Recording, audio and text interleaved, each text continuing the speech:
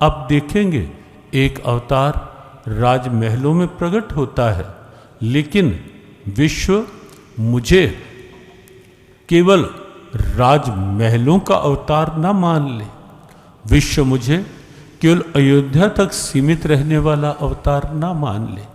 भविष्य में विश्व में मेरी पहचान केवल एक राजा राम के रूप तक ना रह जाए, इसीलिए एक अवतार महलों में प्रकट होकर के 14 वर्ष के वनवास को स्वीकार कर लेता है, स्वेच्छा से विश्व को यह जताने के लिए कि मैं केवल अयोध्या वासियों का नहीं, मैं केवल नगरवासियों का नहीं, मैं वनवासियों का भी हूँ।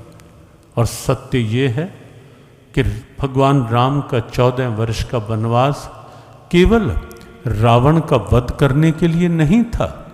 रावण का वध तो कहीं भी कर सकते थे, कभी भी कर सकते थे, कैसे भी कर सकते थे, जिनके लिए भगवान शिव स्वयं ये कहते हैं, उमा मैं अपने प्रभु राम का स्वरूप बताऊं वो कैसे हैं। जब उमा कहती है हाँ भगवान अवश्य बताओ, शीघ्र बताओ, तब भगवान शंकर कहते हैं मेरे राम ऐसे हैं कि जरा सी भृगुटी सीधी कर लें तो विश्व में सृजन हो जाए एक नया, और जरा सी भृगुटी वक्र कर लें तो विश्व में प्रलय की स्थिति बन जाए। उमा राम की भृगुटी विलासा हो ही विश्व पुनि पावहि नासा। उमा राम की भृगुटी विलासा हो ही विश्व पुनि पावहि नासा। जिन राम के लिए स्वयं भगवान शंकर ये कहते हैं कि भगवान राम की भृगुटी विलास मात्र से विश्व में प्रलय आ सकती है, वे राम उनके लिए भला कौन बड़ी बात थी रावण का वध करना। और 14 वर्ष का वनवास केवल रावण के वध के लिए लेना, ये भी कोई तर्क संगत बात नहीं लगती। वस्तुतः राम का वनवास 14 वर्ष का विश्व को ये दिखाने के लिए था कि मैं निषाद को भी गले लगा सकता हूँ, मैं भील जाति के द्वार तक जा सकता हूँ, और मैं केवट की नौका स्वयं मांग करके केवट के कहने पर पैर धुलवा भी सकता हूँ, और केवट की नौका के मांग कर उस नौका के माध्यम से पार जा सकता हूँ। और केवल यही नहीं, आवश्यकता पड़ी तो मैं ये कहने वाली कि कहीं विधि स्तुति करूं तिहारी, अधम जाति मैं जड़मति भारी, ये कहने वाली शबरी के द्वार पर, उसकी कुटिया के द्वार पर स्वयं पहुंचकर उसके जूठे बेर भी खा सकता हूं, क्योंकि मुझे विश्व को ये बताना है, ये स्पष्ट करना है कि मैं सबका हूँ, सब मेरे हैं।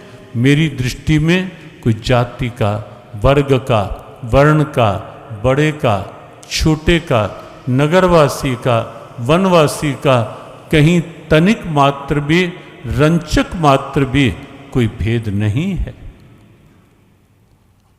और दूसरा प्रमुख अवतार श्री कृष्ण अवतार देखिए आप, एक अवतार राजमहलों में प्रकट होता है और 14 वर्ष वन में जाकर के सबके साथ मिलता है, और एक अवतार जन्म मथुरा की कारागार में होता है। जीवन काल के पहले 11 वर्ष वन में बीतते हैं। ये वृंदावन, ये पूरा क्षेत्र 12 वन है ब्रज के अंदर, जहां कन्हैया की लीलाएं हुई।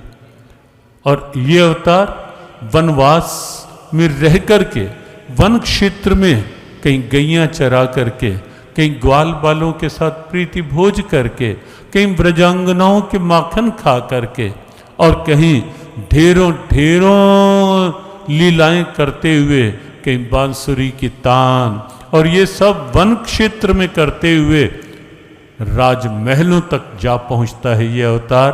द्वारकाधीश बनकर, एक अवतार राजा राज्य स्वीकार न करके वन में, और एक अवतार वन में प्रारंभिक 11 वर्ष और उसके बाद द्वारकाधीश महाराज अधिराज। ये यात्रा क्या है अवतारों की? ये यात्रा विश्व को ये स्पष्ट करने के लिए है कि परमात्मा किसी एक के नहीं है, परमात्मा किसी सेठ के नहीं है, परमात्मा किसी बड़ी जाति वाले के लिए नहीं है, परमात्मा सबके हैं, सब परमात्मा के हैं। उनकी दृष्टि में कोई भेद नहीं किसी के लिए भी। ऐसे ही जैसे परमात्मा सबके हैं, सब उनके हैं, ऐसे ही उनकी अमर वाणी, उनकी सरस वाणी, उनकी शाश्वत वाणी, उनकी दिव्य श्री वाणी श्रीमद् भगवद गीता भी सबकी है, सबके लिए है। वहां भी किसी प्रकार का कोई भेद नहीं, वहां भी कोई भेद नहीं है। भगवद गीता सबके लिए है।